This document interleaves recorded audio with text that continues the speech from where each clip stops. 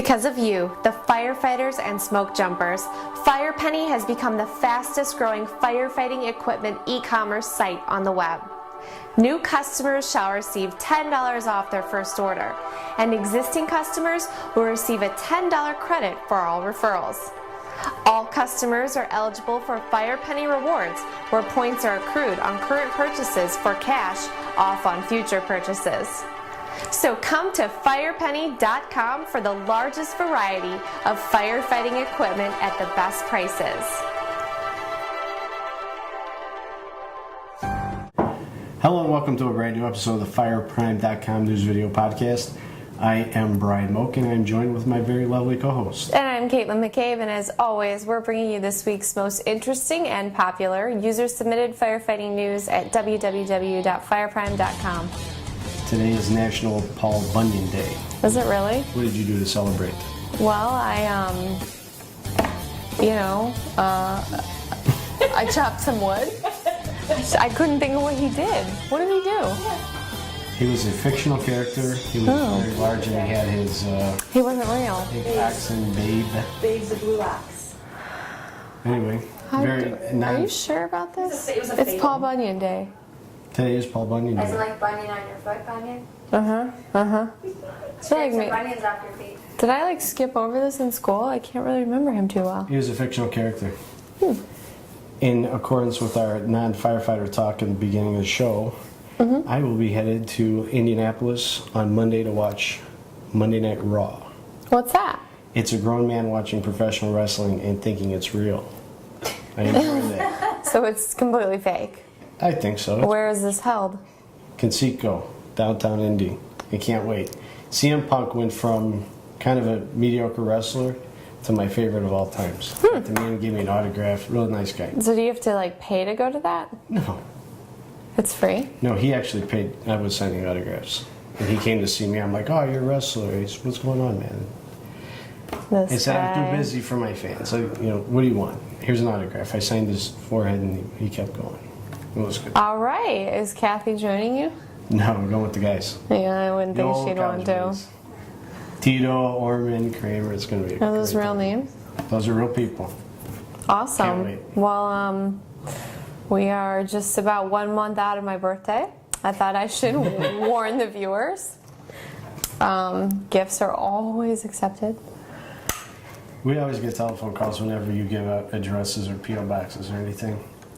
Emails, except this time I'm serious. Gifts can be in the form of, American Express cards. I want real gifts. Send me a fruit basket or something. Like money.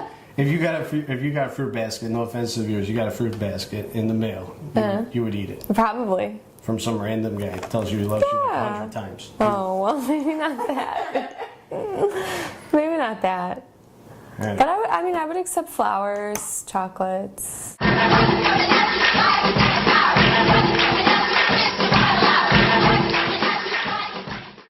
Okay, let's get into our first story of the night. Mine actually comes from, the internet. Computers. Firefighters banned from Facebook. And I find this story extremely relevant right now because I'm going through my own Facebook issues. I'm kind of jumping off the bandwagon. I feel like I'm kind of over it. If I could compare it to something, it would sort of be do you remember when you were over cassette tapes? Or you were over CDs? I just feel like it's eventually going to fade out completely. Well, when you're friends with your parents, it's no fun anymore. There's something about it that it's come too invasive. It's changed. It's not what it was back in 05. Google Plus. Google Plus. I haven't joined yet, but okay, moving on. So these firefighters here in Wichita, Kansas, they obviously have some time to kill when they're not fighting fires and doing training or maintaining the fire station equipment or cooking meals. Or showering. Exactly, or sleeping. So what's the harm in a little Facebook time at the station? Well, for starters, there is a concern that it could distract from those bigger tasks at hand. Hence, a new policy that was put in place from the Wichita Fire Department. The policy states Members are prohibited from accessing social networking sites, internet dating sites, so no Match.com, and sites that host web blogs while on duty that affects the efficiency and productivity of the Wichita Fire Department. Fireprime and Firefighting are permitted, I assume, because it's all. Oh yeah, that's not work-related. social media. Exactly. This is important You stuff. can Everybody needs to Fireprime watch as much this. as you want, Firepenny as much as you want. Their policy also states members shall not post any material on the internet that may adversely affect the efficiency or integrity of the fire department. It's been almost 10 years after the attacks on 9/11, and lawmakers, Department of Homeland Security, have gotten together to try to realize a better system of communications for first responders and firefighters, police, everybody who's in emergency response. They discussed that in the Trade Center attacks, that many of the firefighters had zero communication, and the people that were 90 floors up had known more of what was going on than people that were climbing in the stairwells. Part of the big issue there is that in situations like Joplin, Missouri, Katrina down in New Orleans, was that cell towers, or just towers in general, have been knocked out. The new technology is satellites. Okay. And even if you're in the World Trade Center at the time, with whatever they said, trillions of pounds of steel around you and concrete, a satellite's not going to work. I mean, pretty much a hard line is anything that you're going to get when you're in the basement or at the base of the Trade Center if other towers have been knocked out. And I mean, a cell tower doesn't just work if everybody's on their cell phone at the same time, which is what happened. It is a in New problem. York. Yep. They were over capacity. There's no cell phone service at all that day for any provider, right? I would doubt it. I think that's what I mean, it was remember. very slim, and I mean, 10 years ago, cell phones were a lot different. A lot different. right. They were just like calling devices. I had a Nextel. I had a Nokia. No I can remember it was like red and like this big, and all it did was make calls. No, Nextel was It worse. was like right before texting even. Yeah, Nextel, the walkie-talkies. I'll tell you a story after the show. Okay. Nextels. Anyway, you're exactly right. The cell phones were not as good, but with the radio system, these firefighters were not able to communicate with base, with the truck they came on, with anybody. Anyway, point being is that lawmakers have decided to pass out grant money to to Homeland Security, FEMA, to actually have a mobile device, a mobile type cell tower that can relay radio signals. Per our story last week regarding the safety, the pass devices that are on the firefighters, so that they could communicate with the chief or the engineer on where they are in buildings in New York without speaking, by either hitting a button or not moving for a period of time. It seems like a mobile device where we could keep communication up would very much benefit everybody. Oh yeah. In Katrina, they said they lost over 90% of communication. And what happens when you lose communication? Everybody starts it's chaos. It turns into riots, and it turns into a freaking mess. Yep. Nothing, interesting, but not popular, not funny, but good story. Very relevant. Communication is important. It's extremely frustrating when you don't have it. I was actually I was in Glen Ellen the other day for a shoot. I was in there for like 5 hours. The entire time I had no cell phone service. I couldn't get emails, send texts, get calls, send calls, just totally nothing. I kept friend requesting you on Facebook. The moment I got out of like downtown Glen Ellen and hit Roosevelt Road, I had cell phone service again. It was the most infuriating thing. Like, how could you live in a town that didn't have cell phone service? Like a bustling town. It's not like it's in the middle of nowhere. Cell phones, like you said, in the last 10 years have really come about, but They're like little computers now. They're not even phones. I just turned 30 and I didn't have a cell phone. I think I had a cell phone when I was 20. So I made it for 20 years without one. I think I got my first one at 15, so that's about right. Mm-hmm. Good stuff. Grant outfits fire trucks in Davenport with CPR devices. New automated chest compressors purchased for the Davenport Fire Department by a federal grant could double the survivor rate of those suffering sudden cardiac arrest problems. So this is very excited. 2 battery-operated, they're called Lucas 2 devices, and they're more effective than manually performing chest CPR. These devices, in addition to compressing the chest, a suction cup pulls up, allowing the chest to fully expand, and then I guess it goes back down and it compresses it for you.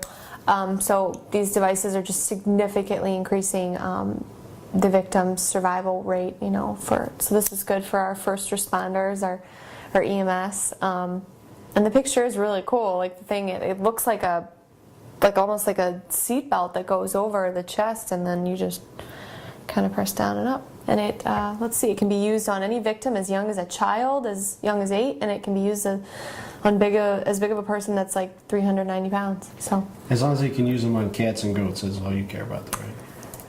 Save the cats and goats. And the dogs. You don't like dogs. Cats. I like all animals. I do. I don't know how long it would take to get somebody in that apparatus for the picture behind Well, us. it just kind of looks like like you'd have to slip it on over their head, get it around their back, and then it kind of comes up, and then strap them in. I think I'd want somebody jumping on my chest if that were the case. I would not want to be harnessed in if I were choking her. It looks really cool.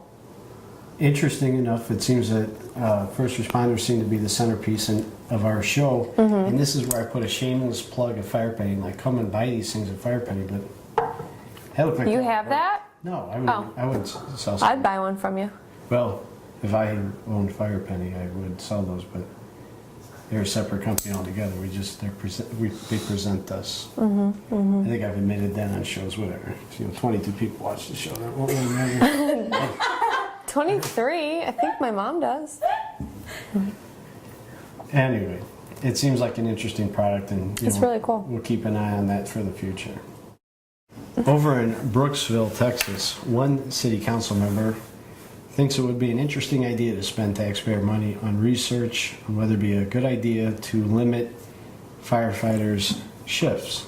Currently, the firefighter has got a 24-hour on and a 48-hour off shift, and she thinks it would be a better idea to have them come in for 10 to 12 hours and have a limited number of firefighters on duty during the night.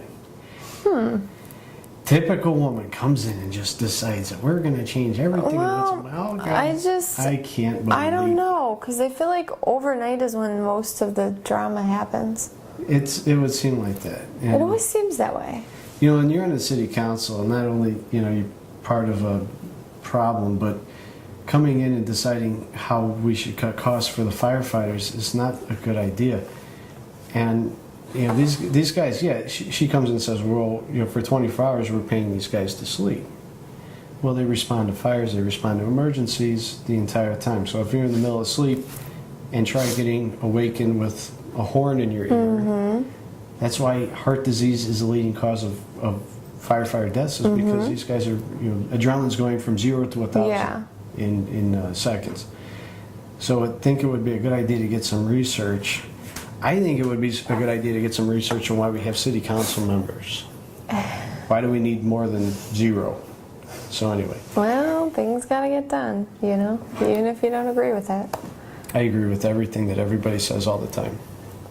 It's not, a story like that was a good way to end. We usually end on a freaking dope or something that is just terrible. Like the last story of the show is usually the worst story That was of a all good time. one. That was good. But it was heartwarming, and I'm going to think about these 2 gentlemen tonight in a good way.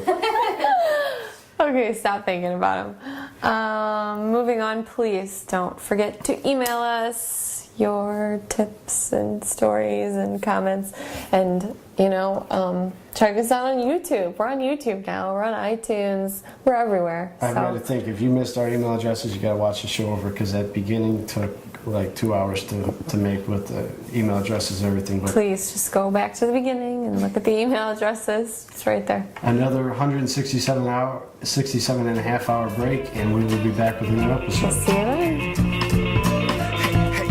You see the lab rats, get them bucked like wild donkeys. This Fireprime podcast episode is available on iTunes. Just enter in the keyword Fireprime.